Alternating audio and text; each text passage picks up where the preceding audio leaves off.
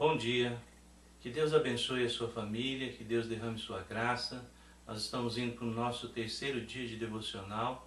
Hoje nós vamos falar sobre as brigas em família. O exemplo claro disso será a vida de Abraão, juntamente com Ló, quando os dois se divergem em alguns assuntos e resolvem separar-se, cada um para um lado. Então eu gostaria de convidar você a orar, a pedir a Deus que abençoe a sua família e que essas confusões possam ser resolvidas segundo a graça e o amor do Senhor. Por isso vamos ouvir então o texto bíblico para a nossa meditação do dia de hoje. Gênesis, capítulo 13. Abrão e Ló separam-se. Saiu, pois, Abrão do Egito para o Neguebe, ele e sua mulher e tudo o que tinha, e Ló com ele. Era Abrão muito rico, possuía gado, prata e ouro. Fez as suas jornadas do Neguebe até Betel, até ao lugar onde primeiro estivera a sua tenda, entre Betel e Ai, até ao lugar do altar, que outrora tinha feito.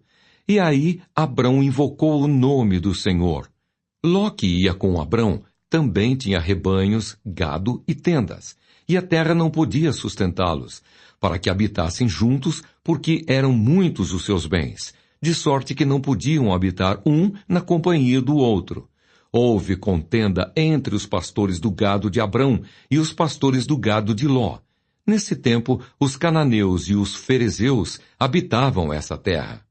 Disse Abrão a Ló: não haja contenda entre mim e ti, e entre os meus pastores e os teus pastores, porque somos parentes chegados. Acaso não está diante de ti toda a terra? Peço-te que te apartes de mim. Se fores para a esquerda, irei para a direita. Se fores para a direita, irei para a esquerda. Levantou Ló os olhos e viu toda a campina do Jordão, que era toda bem regada, antes de haver o Senhor destruído Sodoma e Gomorra, como o jardim do Senhor, como a terra do Egito, como quem vai para Zoar. Então Ló escolheu para si toda a campina do Jordão e partiu para o oriente. Separaram-se um do outro. Habitou Abrão na terra de Canaã e Ló nas cidades de campina, e ia armando as suas tendas até Sodoma. Ora, os homens de Sodoma eram maus e grandes pecadores contra o Senhor.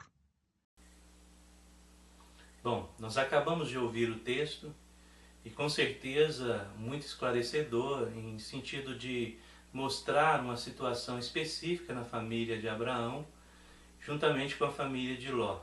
No texto nós vimos claramente que existe algumas nuances e algumas circunstâncias que denotam claridade em relação principalmente a essa separação de Ló e Abraão. A gente percebe de forma clara que, a princípio, o texto mostra que Abraão estava vivendo bem com a sua família, juntamente com Ló, e tudo ia correndo muito bem. Os dois prosperavam, eram donos de imensos rebanhos, mas, de repente, no meio dessa situação, os seus pastores começam a ter confusão. A terra se tornou pequena para os rebanhos dos dois. E então há uma proposta de uma conversa. Abraão esclarece a Ló que ele precisava pensar sobre a realidade de serem muito próximos, serem da mesma família e não evitar qualquer tipo de situação que viesse a separá-los de forma brusca ou drástica. Então, nesse sentido, a gente percebe no texto que Abraão preserva a família e Ló, por sua partida, por ganância, resolve, na verdade, escolher uma parte da terra onde ele tivesse maior lucro. E ele resolve, então, escolher a parte justamente onde depois ele vai ter uma complicação sobre a sua família, que é a questão de Sodoma e Gomorra. O nosso devocionário de hoje, nas observações, então nos mostra essa situação de Abraão. Nesse texto, segundo o nosso devocionário, a história é do conflito familiar. A Bíblia, tanto Abraão quanto Ló, se tornaram realmente pessoas prósperas. Num determinado momento, então, começou a haver essas contendas. A situação não poderia continuar desse jeito, segundo o nosso devocionário. E aí resolve-se então, né, o sobrinho Ló resolve-se então conversar e eles resolvem então separar-se, um para a direita e outro para a esquerda. Abraão tinha o direito de escolher, nós sabemos disso, o devocionário diz isso para nós, porque ele era o chefe. Mas Abraão prefere deixar que o sobrinho escolha o lado que ele quiser e gananciosamente o sobrinho escolhe então aquelas colinas onde havia maior prosperidade, principalmente havia mais água. E Abraão se dirige então para outra localidade, o que leva a essa situação então de grande, vamos dizer assim, separação entre o sobrinho e o tio. Mas Abraão, como eu disse, o nosso devocionário diz isso também, cita, né, o verso 8, dizendo: não haja desavença entre mim e você, e entre eu e os seus parentes, e os meus, afinal somos irmãos. Qual é a aplicação desse texto, ou qual é a aplicação dessa história sobre a nossa vida como família? A aplicação que o devocionário faz é que viver em família é viver em meio a conflitos. Os conflitos são inerentes à vida em família. Se você tem conflitos no seu casamento ou na família, dê graças a Deus. Porque isso denota que vocês estão próximos. Aonde há proximidade nos relacionamentos em virtude do pecado que nós vivemos, geralmente há conflitos. A situação de pecado do homem gera conflitos em relacionamentos próximos. Abraão nos ensina então algumas lições e como resolver esses conflitos. É o que diz o nosso devocionário. Ele diz, em primeiro lugar, ele reconheceu a existência. Ou seja, nunca deixe de reconhecer as dificuldades na vida da sua família. Reconheça as suas falhas, reconheça os conflitos e tente resolver da melhor forma possível. Da melhor forma possível. Segunda coisa que o texto nos mostra e que o devocionário nos aplica é que nós precisamos buscar a unidade. Independente de qualquer coisa dos nossos conflitos, a unidade na família, no casamento, com os filhos, tem que estar acima de qualquer outra realidade. Nós não podemos perder a unidade da família. A família precisa estar junto, apesar das dificuldades, a família precisa estar junto. E se vencer essas dificuldades, é um ponto para essa unidade se consolidar. A harmonia no casamento, ela depende dessa unidade, ela depende da unidade e da forma como nós encaramos essa realidade. Em terceiro lugar, o nosso devocionário diz que nós precisamos ceder.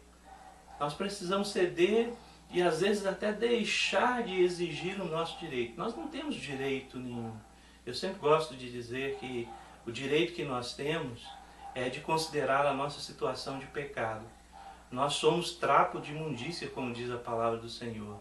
A honra nossa diante de Deus, na verdade, é a estrutura que o pecado trouxe para as nossas vidas. Nós somos trapo de imundícia. E Deus, pela sua graça, nos resgatou, nos dando dignidade. Mas não a dignidade revestida de soberba. Nós não somos nada. Nós não devemos, na verdade, entender que a nossa honra é maior do que qualquer coisa. Para o bem da família, ou para o bem da minha vida, eu posso ceder. E quando eu cedo, quando eu abaixo a guarda, eu consigo alcançar o coração das pessoas que estão à minha volta. Se eu não faço isso, na verdade eu vou ter um prejuízo muito grande. Então ceda. Não importa qual seja a situação, ceda. Deixe Deus trabalhar a sua vida. Deus, ao permitir a sua ida, então, a ida de Ló, para as bandas de Sodoma e Gomorra, Deus, na verdade, queria tratar o coração de Ló, especificamente. E depois ele vai sofrer muito com essa realidade. Mas isso é uma outra devocional e nós vamos depois, então, quem sabe, falar sobre essa situação. Duas perguntas no nosso devocionário. Como você tem resolvido os conflitos que aparecem no seu casamento e na sua família? Segunda pergunta. Pense no conflito atual e no seu casamento ou na sua família e tente dialogar com a outra parte, buscando solução harmoniosa. Lembre-se, Você precisa desistir daquilo que é próprio seu, daquilo que nós achamos que temos honra. Você precisa desistir por causa da unidade. Você precisa de desistir dos seus ditos direitos, que muitas vezes nós não possuímos, na verdade. A família está acima de qualquer circunstância e para isso eu devo ceder. Eu devo amar a minha esposa, eu devo amar os meus filhos, eu devo estar com os meus familiares. Que a sua família possa resolver os conflitos, que você possa trazer a solução da melhor forma possível. Que Deus abençoe a sua vida. Nós vamos orar agradecendo então por essa devocional. Deus abençoe. Ó Pai eterno, nós te agradecemos pela misericórdia do Senhor sobre as famílias. Abençoe essas famílias que nos ouvem nesta manhã, que elas possam, Senhor Deus, resolver os seus conflitos. Que esses conflitos, Senhor Deus, sejam resolvidos de acordo com a vontade e o querer do Senhor. Que elas possam entender, Senhor Deus, que o estado de pecado muitas vezes nos faz, ó Pai, querer ser maiores ou querer ser melhores. Que o Senhor mude isso no coração de todos os nossos irmãos. Obrigado porque a Tua Palavra nos ensina. Abençoe, Senhor Deus, as famílias como um todo. Nós te agradecemos e oramos no nome de Jesus. Amém, Senhor Deus.